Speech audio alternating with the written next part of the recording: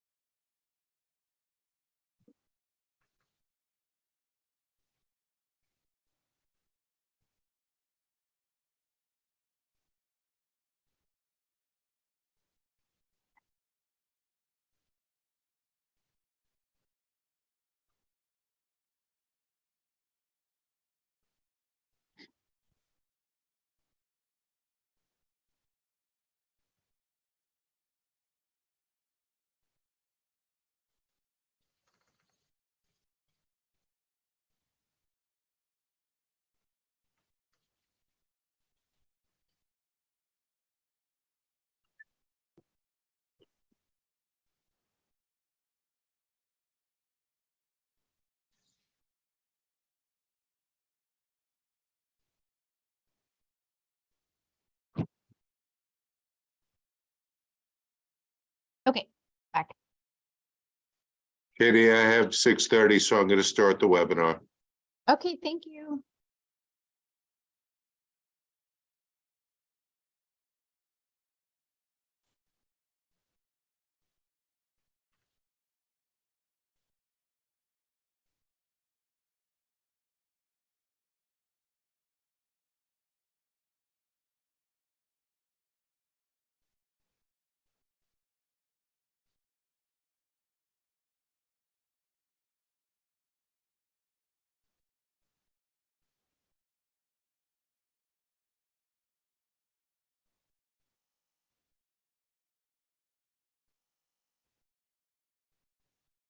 We have a couple of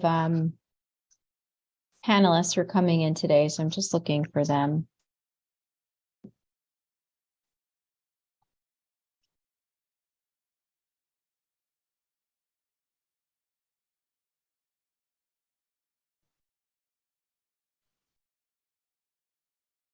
Give everybody a minute. Thanks so much.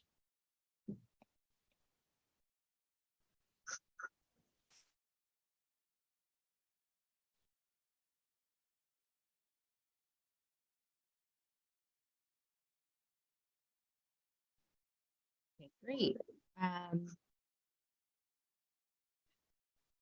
Awesome. I see a couple of the folks who are going to be panelists who are on, which is great.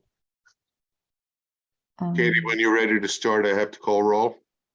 Of course. Okay. You tell me when. Yeah, let's give it another minute or so. Thank you, Jeremy. Let's give it a minute.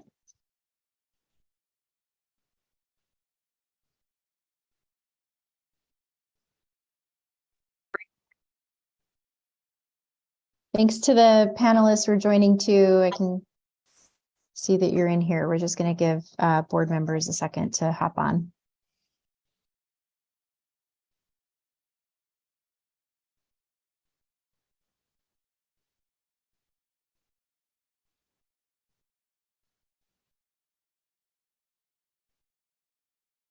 Okay, yeah, why don't we get started with roll? Thanks, Jeremy.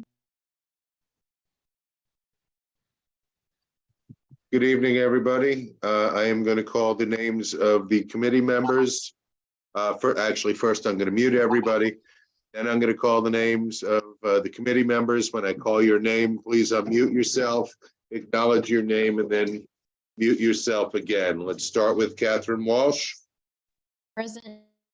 Thank you. Nick Azadian. Nick Azadian. Gladys Bruno. Gladys Bruno. Cynthia Felix. Present. Thank you. John Fontillis. John Fontillis. Cynthia Gonzalez. Cynthia Gonzalez. Christina Lem. I'm here. Thank you. Leonette Lopez. Leonette Lopez. Sam Sierra. Present, good evening. Thank you. Chairperson Julio Pena III. Present, thank you. Thank you. Katie, roll has been called. Board members, if you are not a member of the committee, I will write your name down.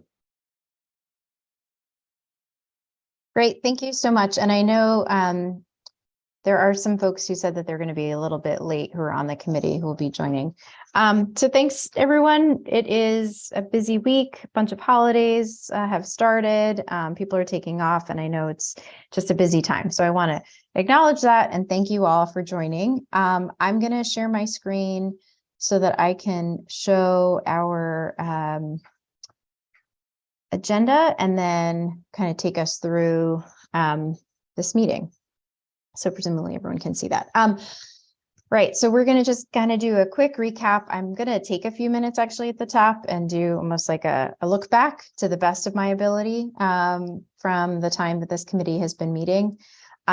We have a couple of updates on the agenda, so I'll just share this here. We were really excited to have a presentation from folks who've been working specifically from the nonprofit that is called Consumer Reports, that you might know of, have heard of, that they're working on some specifically air quality, trucking, and monitoring in Red Hook. They're actually running an event tonight in Red Hook, so that's why they're not able to come. But we were going to get an update from them on how that study is going and what the opportunity could also be for our district, but we'll hold off on that. But so we'll kind of kick off after I go through the recap with any public comment. So this is for anybody who's joining that wanted to pose any questions. I always try and do that at the top. But then we'll just dive straight in to the first agenda item, and I can see the Chief of Staff, which is great. Emmett, who is from Assembly Member Marcel Matenius' office, is going to give an update on the indirect source rule legislation. We'll go straight into some of the updates from the Last Mile Coalition on the special text amendment. And then I have notes that were sent by way of Councilmember Alexa Aviles' office, Chief of Staff, from Christina, that I'll be able to share, and then we'll do public comment again. So I'm going to take a few minutes just up at the top and have to say that I pulled this together for my own sense of record of also like having a landscape of what this committee has done together. And I am sure that it is not fully comprehensive. So if you see anything that you want to just kind of be able to flag and note that you think would be useful for us to keep account of. But I just want to kind of do a look back and show where we've come. The development of this special committee on last mile trucking was long in development, long in discussion. And of course, we've had a transportation committee, but this issue kept being so pressing for us. And so under our last chair, this is under Cesar Zuniga, really responded to that call, responded to that need, and created the special committee. And so I actually want to thank all of the people, just to go back, who have served at some point on this committee. And I know we have Lynette Lopez. I didn't get her name in here from joining us recently on the board, but we've had representation from board members since this committee started in April of 2021. We took time in April to hear from over 100 neighbors that showed up, not just in Sunset Park and Windsor Terrace, but also from Red Hook, who came to this first meeting. We also had a presentation at that point from Uprose, who was just looking at the general issues that we face in our community around asthma and air quality. And this was a surfacing of challenges and issues, all which are exacerbated because of last mile trucking and these facilities. We had a meeting in July. We hosted it with the Red Hook Community Board. We had presentations from Department of City Planning, Department of Transportation, and at that point, we were just looking at what were the possibilities of legislation. This is coming from the state level. October to December of last year, there were kind of progressing on that. What we did as a community board and what we did as a committee is our committee organized a letter that had then sign off from our full community board in that December meeting. And we sent that out to a lot of electeds. What that did is really further put on the map the challenges that we were facing, but we wrote that letter also citing Community Board 6, Community Board 5, Community Board 6 being Red Hook, Community Board 5, which is East New York, and demonstrating that this is not just an issue that is, one that we're facing here, but this is across New York City and New York State, frankly, on the challenges from e-commerce and last mile trucking. Really excited at that point in December that we'll have the presenters today from the Last Mile Coalition, environmental justice organizations and nonprofit research organizations coming, legislative advocacy organizations coming together to really look at how to deal with this issue.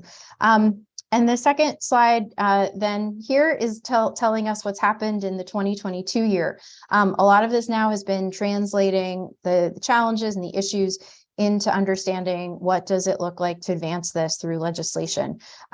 This again doesn't fully capture all of the meetings that we had and all of the discussions that were happening. But in the early part of the spring, you had the New York State legislation introduced.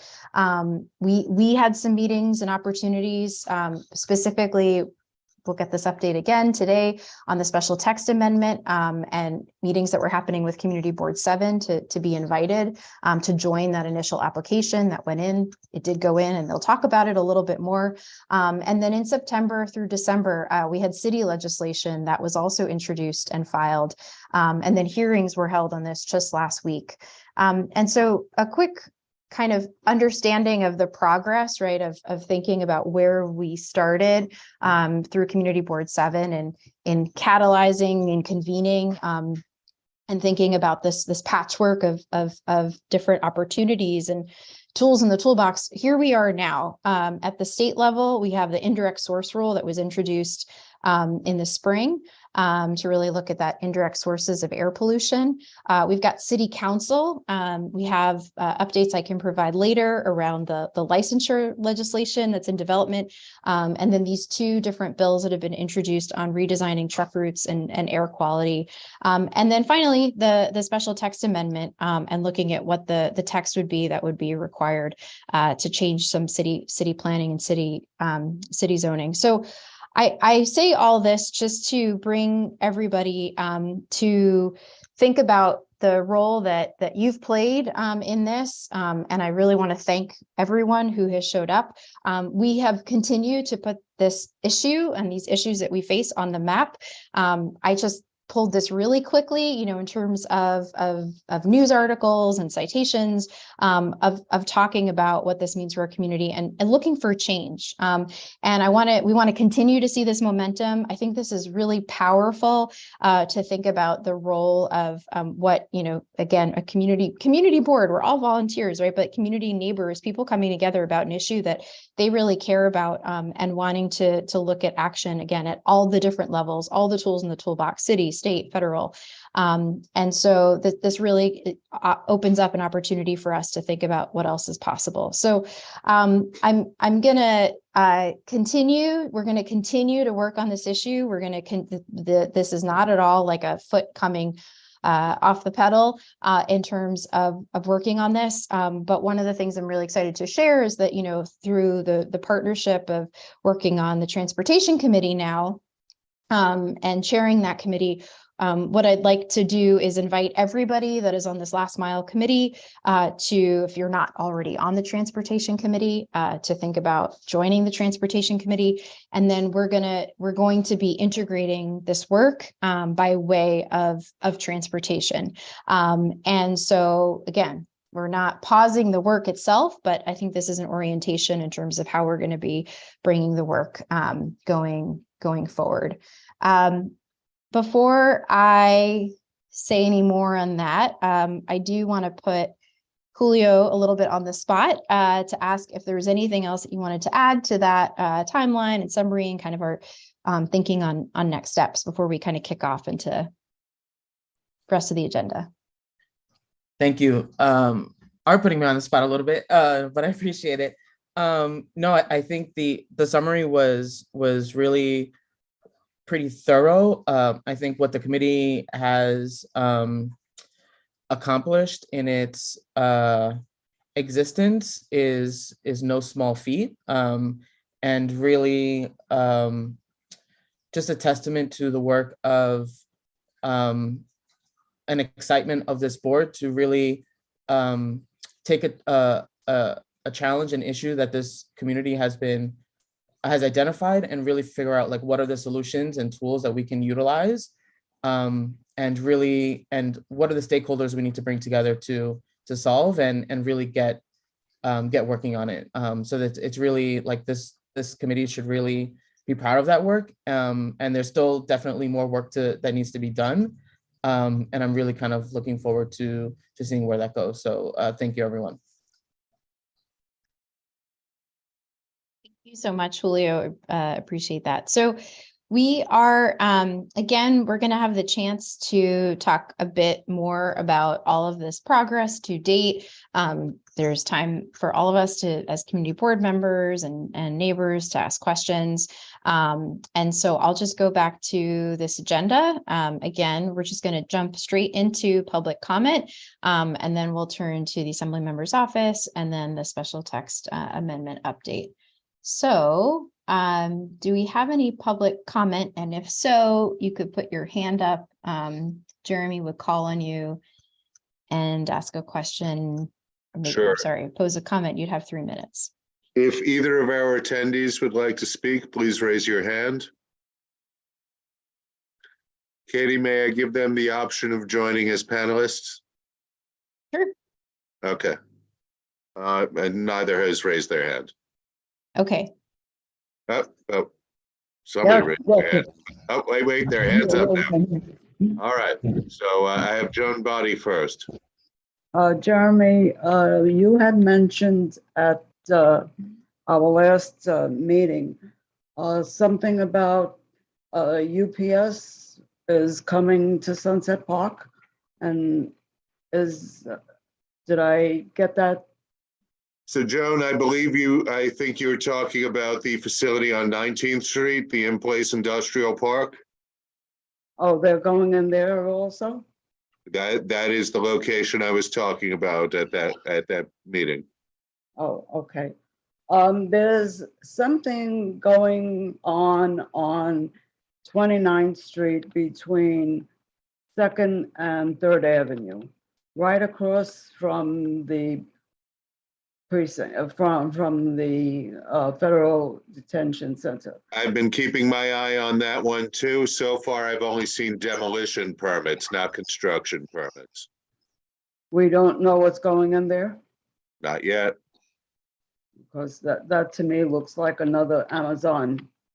But I don't want to spread rumors. It is an enormous space, though. Yes, yes. That's why when you had mentioned something about the UPS, I thought that's where they were gonna be going, but they're not. Okay, all right, thank you. Okay, yes, and thanks for keeping your eyes peeled. That's how we are tracking this stuff, because there's no other mechanism in which they are required to have to go through any other process with us. I had an attendee who had a hand up before. They put their hand down. If they'd like to put their hand up again, I'd be happy to call on them. Katie, I see no additional hands. Okay, that's great. So Emmett, we'd love to turn it to you. Hello, everyone. Can you guys hear me? Good afternoon, everyone, or good evening. My name is Emmett. I am the new Chief of Staff for Assemblymember Marcelo Martinez. Stepping up to take over my former colleague Jenny Shanks's work here that has been done closely with the committee here. So just a quick update. I'm just trying to see how far back Jenny left off. But back in May 2020, our office was able to walk through Red Hook with DEC, which stands for the Department of Environmental Conservation. Commissioner Basil Segos, who was interested in touring the last mile facilities that were popping up in the area. It seems that the commissioner was really interested in trying to look into the situation, and mentioned that they were observing something similar to what took place in California, where they tried to do some kind of indirect source role in the local municipal in that area. Since then, we've been working closely with the Last Mile Coalition, which includes members who are here on this call, Alok from Earth Justice, as well as Kevin Garcia from NEJA. And we recently started talking about creating some type of statewide formation of a coalition to help push this bill through the legislature. We recently met about a few months ago, and at the moment, things look pretty optimistic. At the moment, the groups that will make up part of the statewide coalition will include NEJA, Earth Justice, EANY, Jobs Made in America, possibly New York Renewals, and possibly other members. And we're also going to include a couple of state legislators to help us champion this as a core group of supporters. And this includes folks who initially signed on to the Assembly as co-sponsors, which includes Assemblymember Amanda Septimo from the Bronx, Anna Kellis from upstate New York, Assemblymember Joanne Simon, whose district resides to the north of us, as well as Assemblymember Emily Gallagher, who's in North Brooklyn. Very recently, the coalition has been doing a couple of outreaches, meetings with a couple of state senators to see how we can get their support on the Senate side. And in the end, we made confirmation and have chosen who will carry this bill on the Senate. This bill will be reintroduced on the Senate side in the new year, and it will be championed by Senator Mike Gianaris, who represents the district in Queens along Long Island City as well. They're really eager, really excited to be joining this coalition and are committed to helping us push this bill in the upcoming legislative session. At the same time, an update on the legislative side, we're currently waiting to see who will be chosen as the new chair for the Assembly Environmental Conservation Committee. The Assembly member who was a chair, unfortunately, will no longer be in office in the coming year. So we're patiently waiting to see who will get appointed so that we can try to have a meeting with their office and garner where their support is located for this type of bill in this area. At the same time, our office recently met with the office of incoming State Senator Andrew Bernardis. When I say incoming, I mean for this neighborhood. He's already in office, and their office has confirmed that they're committed to also looking into this issue of the last mile trucking facilities.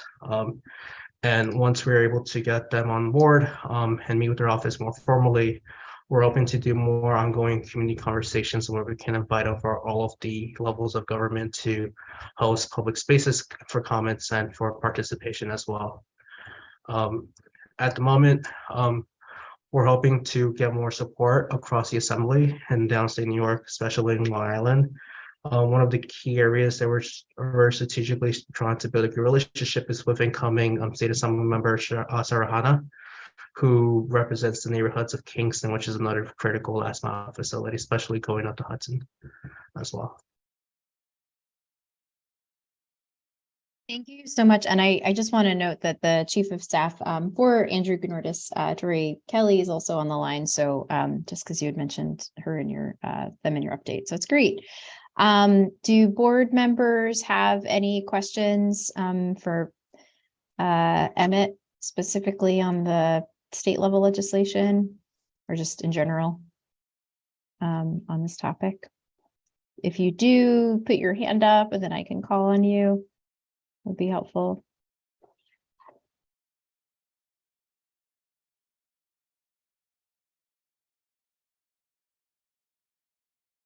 There is a hand from an attendee, but happy to call on them.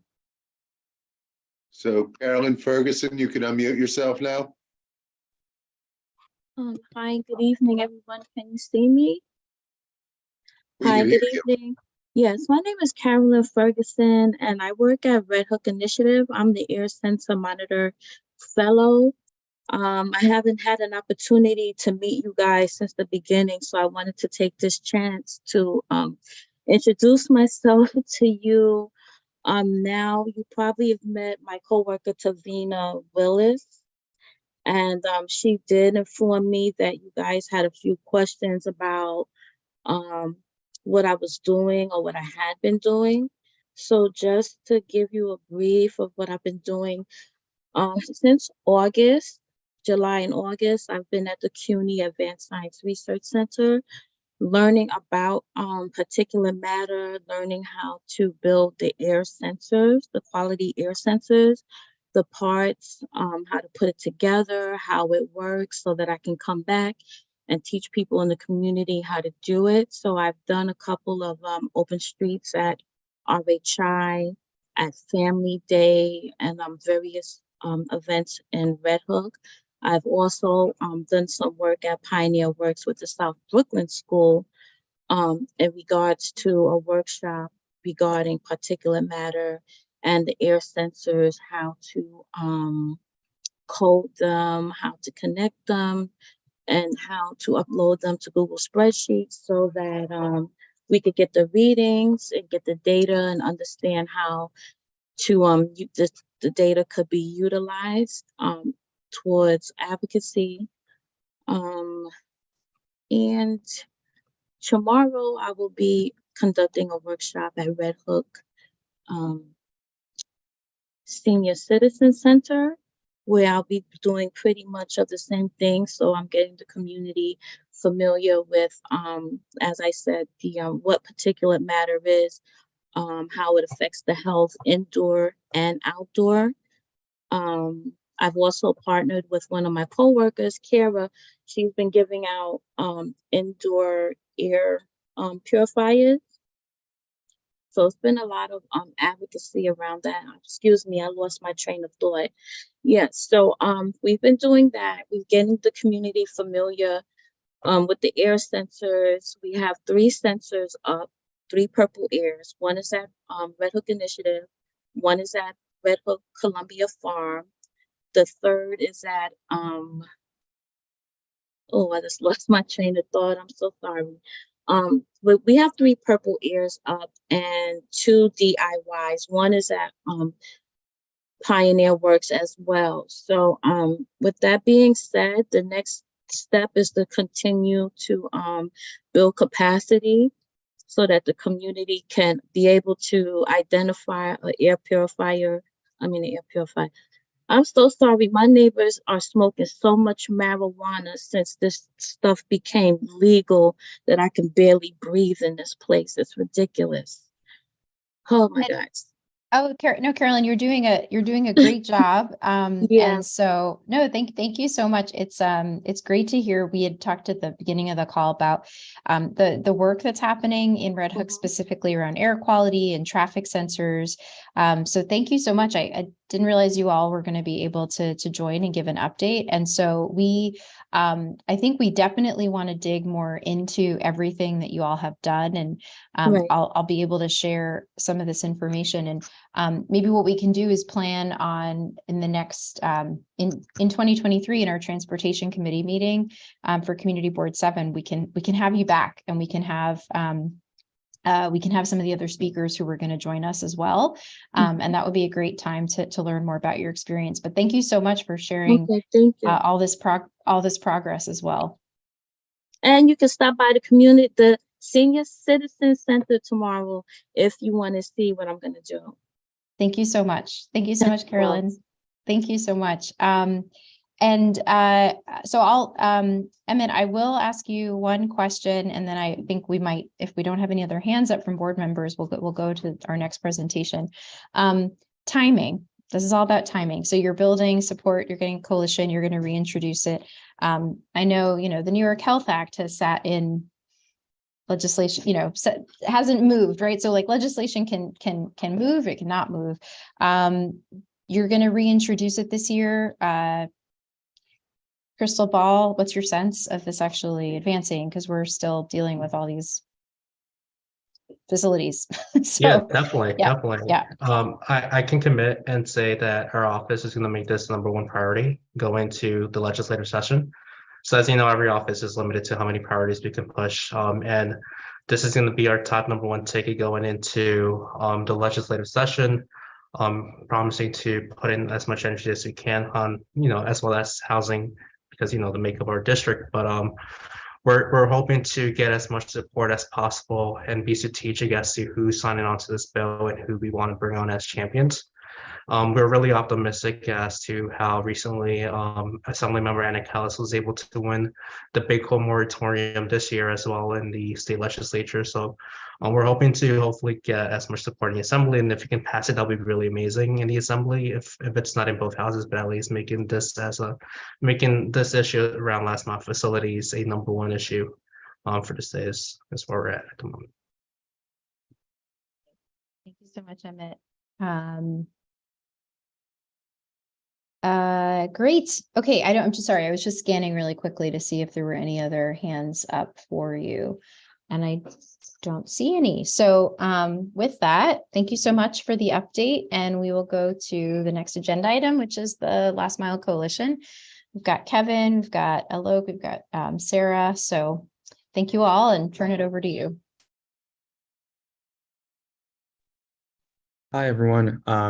My name is Kevin Garcia, transportation planner with the New York City Environmental Justice Alliance, and I'm joined here by our coalition members, Uprose. So we have Sarah from Uprose, and then also Alok from Earth Justice. Thank you again for your time, and thanks Emmett and the Office of Assemblymember Marcella Mateins for that update. We have a very short presentation. Is it okay if I share my screen? Give me one moment. I'll make you co-host. Yeah, not a problem. Take your time, Jeremy. To be able to share now. Great. Let me get that up.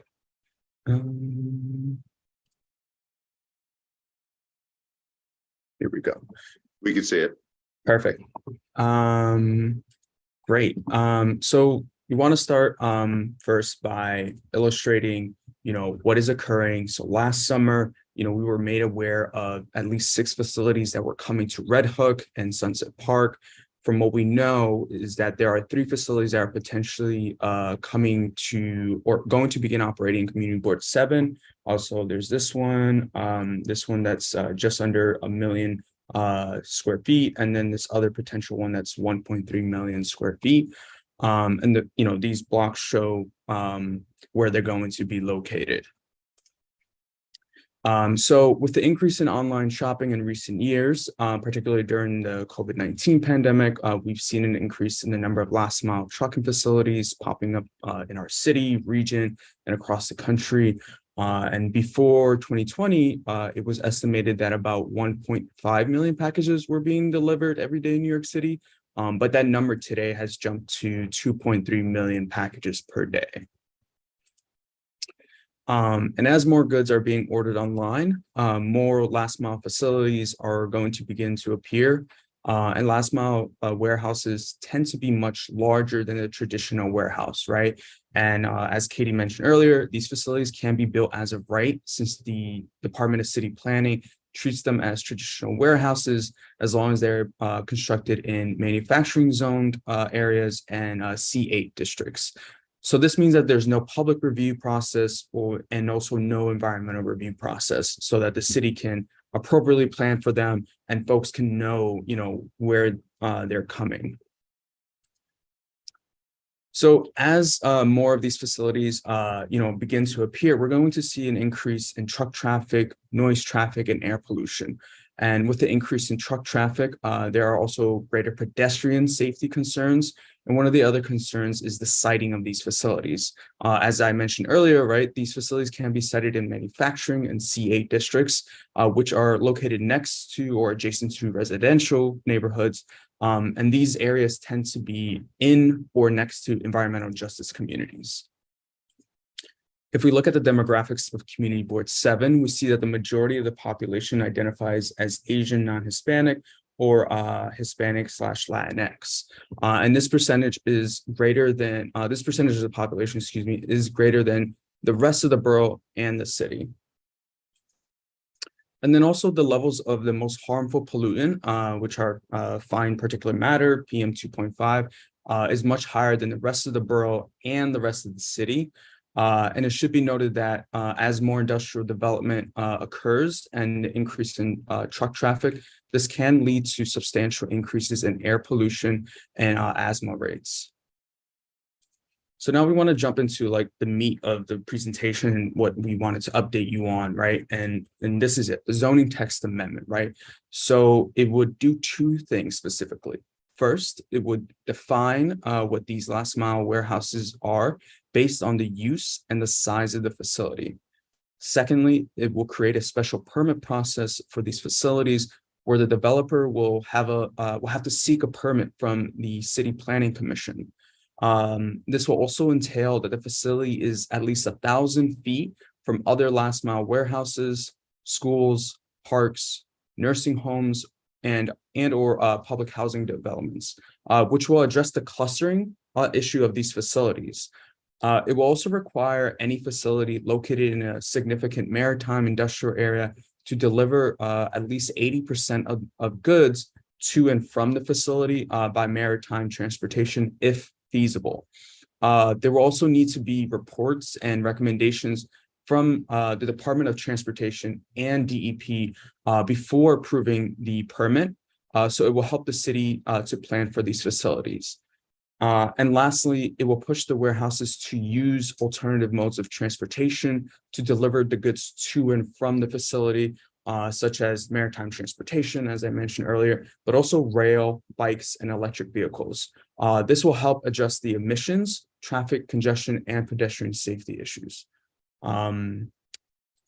This is my last slide, I promise, and we can go to questions afterwards. But just very quick update on the zoning text amendment application. Before we did submit, we did update the definition after further consultation with lawyers and outreach to interested parties.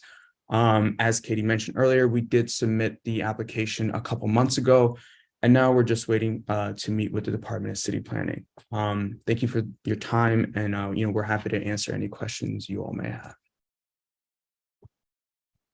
Actually, if you don't mind, if I could just jump in and just emphasize a couple of the really key points that Kevin laid out, maybe help guide the conversation, really hoping for a robust Q&A here if we can get it. But, I want to emphasize a couple of the things, like right now, Kevin mentioned some of those stats about the truck traffic issues and the number of packages being delivered every day. There are people who look at this and they forecast that, the current situation is already pretty bad, but going forward in the next 20, 25, 30 years, there are estimates that suggest maybe even a 67% increase in overall truck traffic for all of the city. And so things are bad now, and they could get potentially quite a bit worse. And so, getting the sort of policy structure right is really important, and so that's one thing that I wanted to really emphasize. And then I also want to emphasize one of the issues that comes up sometimes in these conversations, how different basically these facilities are. We call them warehouses, but we don't actually think of them as in practice as being very similar to what is traditionally considered, a warehouse, which is usually used for kind of storage purposes. These kinds of facilities generate a lot more traffic, up to 1,000 vehicle trips a day, maybe 8,000 new vehicle trips, in the same areas. Really straining local resources, local infrastructure, imposing heightened risks to the community. And while it's a relatively new phenomenon, this idea of putting these facilities closer and closer to urban areas to facilitate faster and faster delivery times. It's relatively new, and these multi-story facilities or warehouses are pretty much, pretty novel. The more that other entities, like planning groups and kind of trade folks who look at this issue, they're recognizing the distinction between warehouses and these e-commerce facilities, mega warehouses, I like to call them, but whatever we want to call them. And so, so the Metropolitan Area Planning Council in the Boston area in Massachusetts, they've highlighted some of these key differences, including that they prioritize goods movement and short-term goods storage. So they need more loading docks, typically more parking spaces in a lot of instances, higher ceiling heights, maybe multiple floors to make them viable from a cost-benefit analysis for the company. American Planning Association has also looked at it. Regional Plan Association have looked at it, and they're all noticing that these are really different, distinct types of facilities that require a new policy model. And in fact, some of these models are happening. You know, this is not necessarily a really radical idea that we're putting forward. Since we've last spoken, the big news kind of in the policy world on this issue that's close to home is in New Jersey. The State Planning Commission there issued guidelines for municipalities related to e-commerce warehouses and last mile warehouses. They note that, you know, they use the word profound to describe the difference between these facilities and other types of warehouses. And they're basically urging all municipalities in the state of New Jersey through this guidance document to differentiate among different warehouse use types. So I think the more people looking at this issue who have all this, the depth of expertise in planning and land use policy, it's becoming basically clear as day that something needs to give, something needs to change here. And so we really think that, you know, as Emmett's presentation indicates, it's probably going to take a kind of all of the above approach, a multiple tools in our toolkit approach to solving the myriad problems posed by e-commerce warehouse and warehouse sprawl. But we think that getting the land use policy right, getting the zoning updated is a foundational aspect of that, if not the most important. You know, certainly gets the foundation of that right, to allow for other kinds of interventions related to environmental and air quality, which is also very important for our coalition, safety, mode shifting, you know, all these other kinds of jobs, you know, whatever, you name it. And so, yeah, so I think that's happening. This policy space is moving, it's dynamic, and I think it's up, you know, New York City should be ready to lead, especially given the environmental justice nexus here and Mayor Adams' commitment to environmental justice. And the last point I'll make is just that what we're asking the city to do in these processes is not to say no to every warehouse. It's to find a way to make them fit and be good neighbors and really live up to their own promises. A lot of these companies have made promises about how they want to be better citizens and alleviate congestion and increase, decrease their carbon footprint and air pollution footprint by using zero emission vehicles, using bikes, using other freight modes. And so these are commitments that they've made. The technology exists for a lot of these things, for e-cargo bikes, for example, for electric trucks, for shipping. They're piloting all of that. So it's really, we're asking, you know, what we're really asking is for these companies who control these supply chains to prioritize communities that are right now supporting the rest of us in accommodating e-commerce, to actually prioritize the new technologies, the clean energy investments, the innovative approaches in those areas where they will benefit most from that type of technology. So that's really what's at issue here. And so, yeah, looking forward to any questions you may have.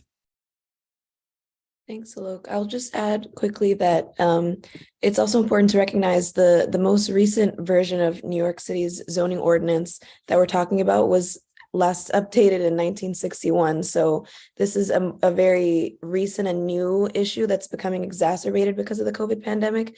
But we also, you know, because the zoning ordinance needs to be updated and this wasn't an issue back then, it's something that really needs to change, and especially given the significant impact that it has on environmental justice communities.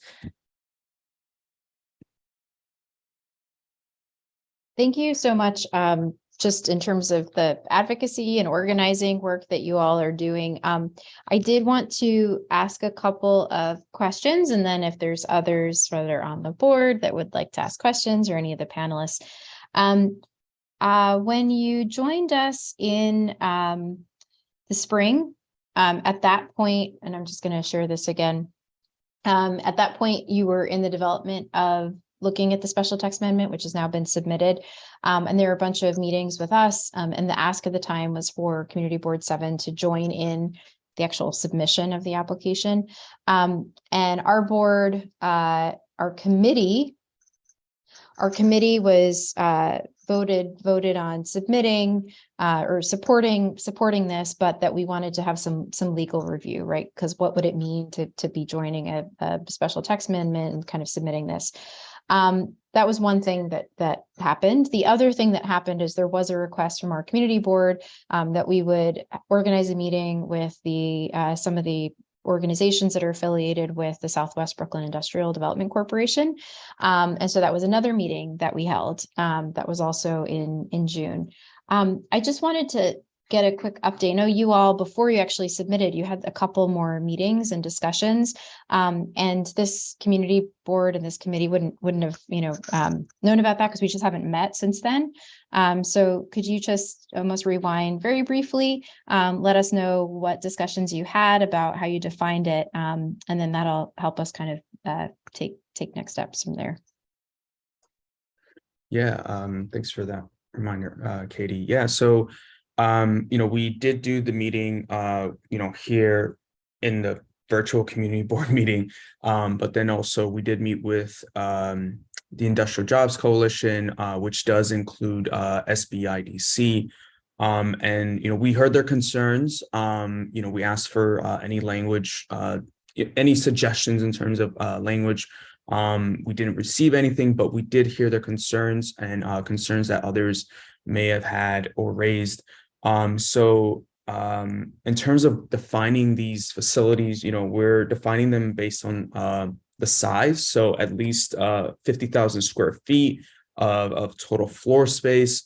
As we saw from the earlier presentation, some of these facilities, some of these warehouses are like 87,000 feet. We want to make sure that we're reviewing as many as possible, but also not impacting, all the smaller facilities, and not necessarily putting so much work on, DCP, but also based on the use, right? So, the primary purpose, the temporary storage, sorting, and redistribution of goods to fulfill e-commerce orders by receiving the shipments of goods from one mode of transport and redistributing those goods via delivery vehicle, right?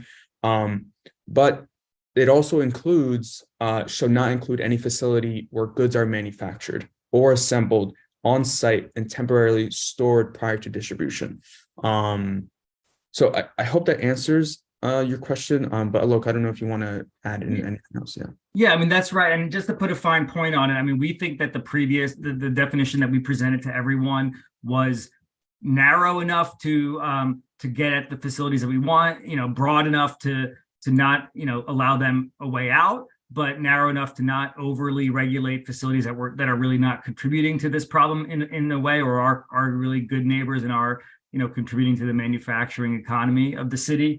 And so, we were pretty confident in that definition, but just to make it explicit, we added extra language that I think is already entailed in the first two parts of the definition, but just to put a really fine point on what we're not trying to do, it's clear what we are trying to do. What we're not trying to do is regulate sort of manufacturing, small manufacturers, entities that maybe rely on like shipping to sell goods, but they're not primarily for delivering massive amounts of goods for consumers on a daily basis like that. So we made it explicit that we're not trying to deal with locally manufactured goods from small businesses or from food, that's going to wholesalers, so those are two, we made explicit that those are not included in our definition, hopefully to alleviate some of the concerns from a lot of the folks that we talked to that were, even if, we would argue that those, they weren't going to be covered, but, there are concerns about who is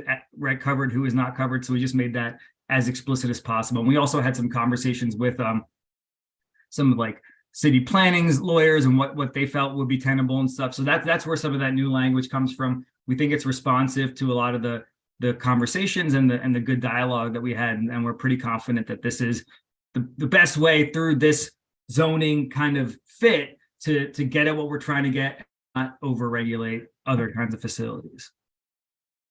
Thank you. And there will be there will be questions. So I'm just going to repeat back again. That's really all I'm doing right now. But there were the initial the presentations coming to us to join, and then we did have that meeting in June. Sounds like between June and September, when you actually submitted, you kind of tightened. You got a bit more explicit with how it was defined based on things that you heard, and that's what you ended up submitting in September. So I think that I want to kind of draw that out for the committee and for the community board to hear, because that is for everyone an update in terms of where we were when we were first presented with this in May, and then the board meeting in June. And so really appreciate those steps that you all took, and to be kind of responsive to that. So now I'm going to kind of open up to some questions, and then we'll have an action or two to move ahead. Cindy, your hand is up. Go for it. Hi. So thank you so much for coming back to the community board and revising the definition based on the feedback that you received. I'm just curious, and I'm sorry if I missed that, if we can, so there's two things. One is if we can see the revised definition. And then the other thing I wanted to ask about was I'm just thinking in terms of our district of Uncommon Goods, for example, which is employs almost 1,000 people, or the company, the companies along the waterfront in the industrial district that are part of the food distribution system of New York City, that do function as warehouses, but are distributing food out to grocery stores and that sort of thing. I'm wondering how that fits, whether you've had the chance to kind of think through or talk with folks at planning or in the sort of industrial kind of community about how, whether this would have any impact, or whether you feel that these definitions would enable businesses like that to still function in the district as they have for years. It's a good question. I appreciate the question. And, unfortunately, the members, Earthjustice, we do have a lot of lawyers on staff. I'm not one of them. The lawyers were not able to join today. So they would be in the best position to affirmatively answer the specific question. And I guess I would need, it would probably need to know a little bit more about, you mentioned Uncommon Goods, about what the facilities are that they use, and how that sort of supply chain comes to be. And also I would need to probably know a little bit more about the specific food distributors that you're referencing. But so I don't know if you can provide more info on that, or if it's better, you can maybe put a question in writing, and I can take that back to the team and get you a more affirmative response as soon as I can. Yeah, I mean, I guess the Southwest Brooklyn Industrial Development Corporation might be the better kind of contact to provide that context. But yeah, I was just curious, I guess the one thing is I wholeheartedly kind of think that this is an important initiative. It's just about sort of mitigating those unintended impacts on good neighbors. And, Uncommon Goods they do distribution out of their space, but they're also distributing a lot of what small makers and manufacturers and artists are making in New York City. So it's sort of this, but I'm of course not, be better. It's just one example of a major employer in the district. And whether there would be a chance to kind of speak with them or some of these other folks that might fall within the definition, but maybe the revision of the definition has solved the problem. But if it's possible to share that definition with the community board, that would be greatly appreciated. Yeah, sure. I'm sure we can definitely pass along the definition, and just so folks know, and we've, that's been our goal from the start, which is why it's taken so long to kind of go from concept to execution. Is the definition question has been the thing that we've spent most of our time refining, and so I think we ended up in a place where we're pretty confident and comfortable. I think the key points of the definition that are relatively new is just that explicit exemption for facilities where that are used in local manufacturing or local assembly, and where they're stored just temporarily prior to that distribution. So I think that ought to cover it. But I can do a little bit more of a formal analysis on that. Let me just, it looks like Kevin may have posted something in the chat, but I can just throw the language into the chat as well. This is the new language. That's the more explicit exemption language, because it's, we definitely do not want to burden entities that are providing the jobs, but that are not contributing to the problems that we're seeing on our streets and in our air. For sure, that's a huge part of what we're trying to do here. Awesome. I appreciate it. Thank you so much. I don't have any other questions. And just so it's in the record too, with the definition. So this is what's posted, that's there. We can again share this with everybody, but a last mile warehouse shall not include any facility where goods are manufactured or assembled on site and temporarily stored prior to distribution, or any facility that has its primary purpose the temporary storage of food products for wholesale distribution. So again, this is like exemptions. So there's both the definition and then what the exemption is. So Cindy, your hand is still up, and I'll go to any other board members that might have questions. Okay, so we'll go to, in order of who came up first, Dan Murphy and then Sam Sierra. Hi, thanks, Kate. Well, my question is simple. So under this designation, well, I have a two-part question. I know you spoke to organization in the jobs organization that you said Southwest Brooklyn Industrial Development Corporation was a part of. But I guess my first question would be, why wouldn't you just call Jesse Solomon and give them a presentation? The second part of that question pertains to the Sunset Park Industrial District, and that is a warehouse like Sahadi's. They have a huge warehouse. They import a lot of stuff. It doesn't stay in their warehouse for long. It goes to one of their retail facilities, either in Industry City or down on Atlantic Avenue. I'm wondering, and it's a huge facility, I'm wondering, is this covered under this zoning law? And I guess the way you could tell if it's covered is if you presented it to them. They're on the board of the Southwest Brooklyn Industrial Development Corporation. So my question is that, do you know if it's a warehouse like Sahadi's down here on 43rd Street or 42nd Street is safe to keep on doing what it's doing under this text amendment? And the other question is, why weren't you speaking directly to the Southwest Brooklyn Industrial Development Corporation, which represents Sahadi's and a lot of other industrial businesses down in Sunset Park and Red Hook? So I'll actually jump in because I just want to make sure that everyone's on the same page in terms of timing. So discussions were happening, and Dan, we actually hosted a meeting with everybody. So Jesse, I mean, just because you evoked her name, so I will say Jesse Solomon, Southwest Brooklyn Industrial Corporation.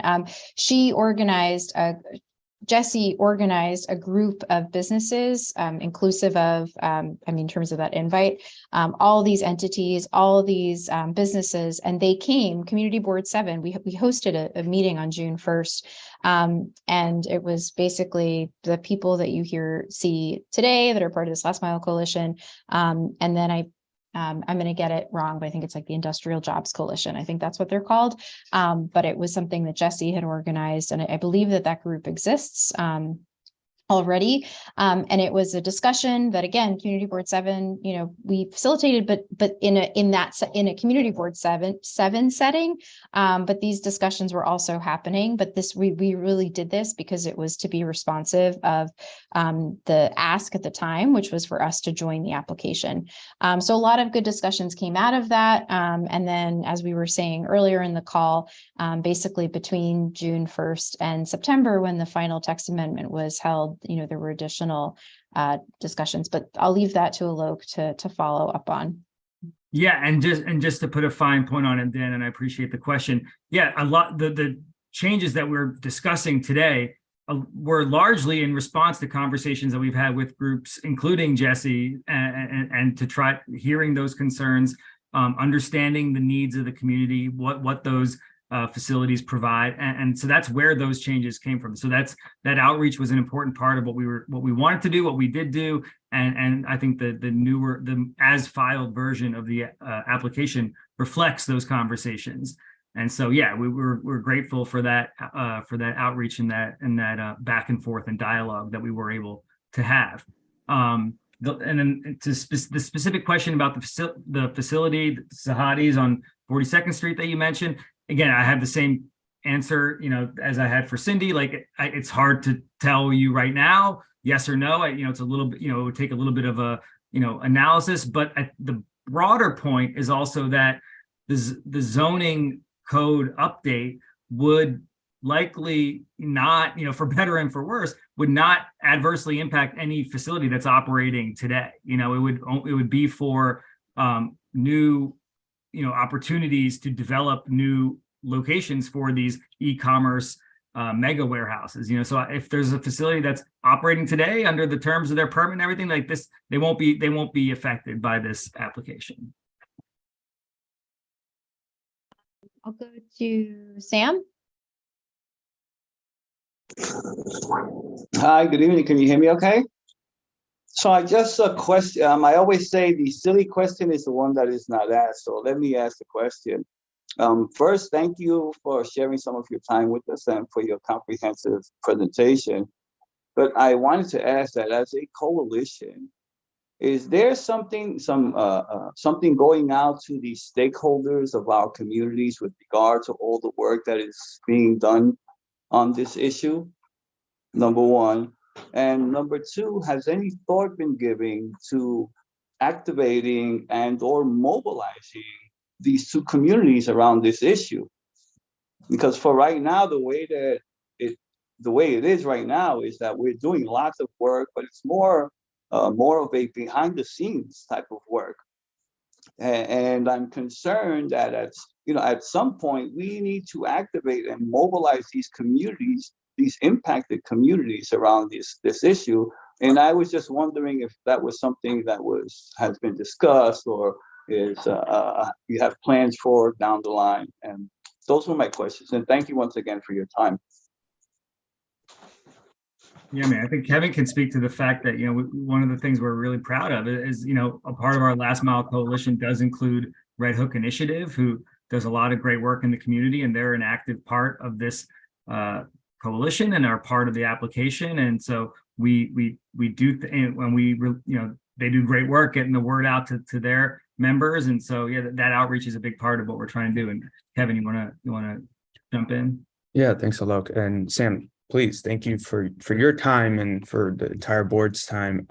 We are trying to center, the community-based organizations and the communities that they represent. So, in our coalition, we do have 4 community-based organizations. So the group Alok mentioned, Red Hook Initiative, that represents Red Hook. We also have Uprose, Sarah's here from Uprose, so they represent Sunset Park. But this is a citywide issue, right? And we also have El Puente, who represents Williamsburg, in particular the South Side, and Bushwick. And we also have the Point CDC, the Community Development Corporation, that represents Hunts Point, so that's Southern Bronx. So this is something that we want to activate the community, right? But we wanted to make sure we had something that we can organize and build power around. So we wanted to make sure that first the zoning text amendment application was put in, because without that, we wouldn't be able to really call people to do an action around. But we've been hearing from the community about this, from all 4 areas.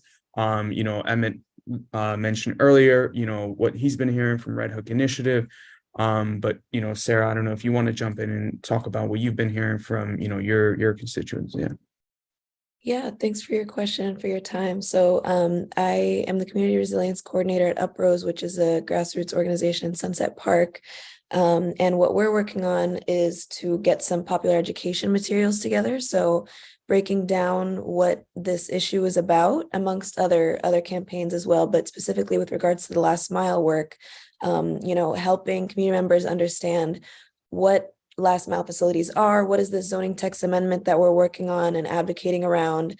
And like Kevin said, once we had the application submitted, we've started to have conversations about town halls and hosting, speak outs and starting to mobilize the community, like you said. And I totally agree with you that, this needs to be something that the community is fully a part of, that they're leading.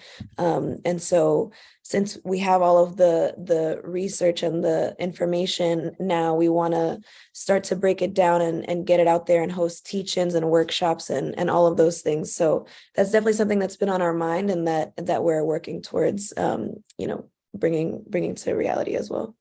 Great. Thank you all so much for your responses. I appreciate you. Okay, just seeing if there's any other hands, then I'm going to go ahead and okay, I don't see any others. Is there a requirement for DCP to respond in a certain amount of time? And what does sort of the timeline look like? Yeah, great question, Katie. So there is no required time period that DC Department of City Planning has to respond by. It's not like a ULURP process where there's now you submit the application and then there's that 30-day, 60-day window, right? But they have reached out to us, and we are trying to set up a meeting. We were supposed to have a meeting before the break, before the holidays, but it's really hard to get lots of schedules coordinated on their end, because it is a citywide zoning text amendment. It's a citywide issue, right? They have to get all the correct departments, all the correct people from each department involved. And then on our end, we have 7 organizations in this coalition, including the 3 that are here. So it's just getting all those, schedules in place. So we were supposed to meet, but something came up. But we're hoping to meet with them after the new year. Yeah. Great. Okay. So just as a refresher, back in the spring, the ask was for us to join the application. The application has now gone in. I'd like to propose that we as a committee could support this ongoing work that's happening as part of the tools in the toolbox. We have a couple of different things. Let me just share the slide again from earlier, which is specifically, sorry, I'm going to just move these down, the progress to date, that again, a lot of the work has happened, catalyzed and convened through this committee, but we've got the indirect source rule at the state assembly level, which is being reintroduced, as Emmett talked about. I'm going to talk a little bit more about the city council legislation. The licensure legislation is under progress, but we've got redesigning truck route and air quality, and then the special text amendment that was submitted. What I'd like to be able to do with this committee is put together a letter outlining all of the different pieces of legislation and proposals and things that have gone ahead, and talk about this being part of the work that we all supported. So that is the sort of call to action from this committee, is being able to put a letter of support together for all of these different interventions. Jeremy, go for it. You're unmuted. Sure. I just wanted to caution about saying we are in support of what hopefully will be a zoning text amendment that will come before us for a public hearing. That would be putting the cart before the horse, because we're supposed to be neutral on those things before we hear them. What would be your advice and recommendation in terms of seeing this come out of the committee? You can support every little bit that's in it without actually saying that we support the zoning text amendment. Okay, so I think what I'll do is I'll take a crack at a letter and put some language together, then make sure that it kind of passes Jeremy's desk, obviously, to go through it, and then I'll come back and share it with this committee as part of our next steps. But just so that we have it all in one place. But I want to thank Kevin and Sarah and Alok for sharing this with us and giving us a quick update and all of your work in advocacy. So thank you so much. You're welcome to stay on. I'm going to run through the last couple slides. And these are the updates that we got from Christina, who is the Chief of Staff for Councilmember Alexa Vilas. So here are the updates. There was a meeting in late September, specifically looking at having some sort of license that has to get introduced for these last mile trucking facilities. This is still in development. And so the attorney is working on the drafting of this language. As that continues, they're looking at two other pieces of legislation. One of them, and both of these were given public testimony last week. One of them would require the Department of Environmental Protection to install street level air monitors at major intersections on heavy use thoroughfares. And then the second piece of legislation that was introduced to kind of, again, look at our last mile trucking issues and traffic and transportation issues is a bill that would require the Department of Transportation to redesign the city's truck route.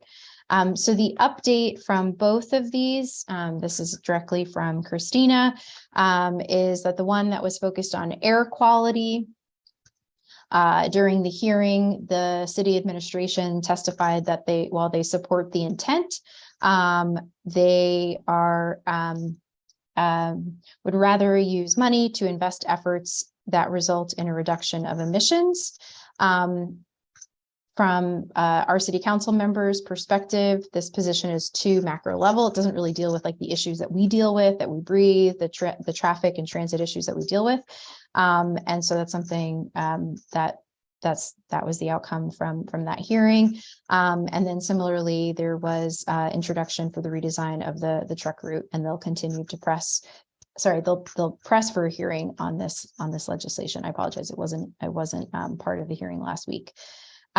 So these are the updates that we'll include, and we will have that in the public record. I'm just going to see if I see any other hands up.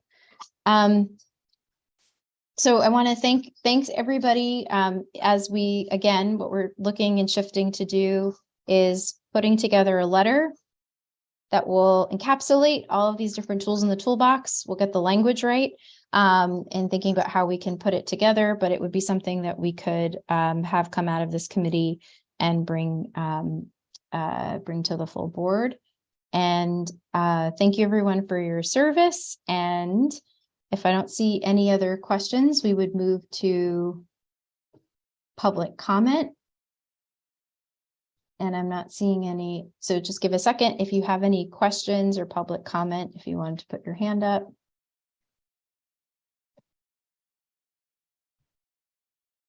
Not seeing any. So with that, we can conclude the meeting. Thank you so much. Thank Thank you. you. Thank you. Bye. Thank Good night, you. everyone. Take care. Bye. Stay safe. Bye-bye. Thank you. Merry Christmas, everybody. Thank you. Bye-bye. Merry Christmas. Happy holidays. Yeah, same to you.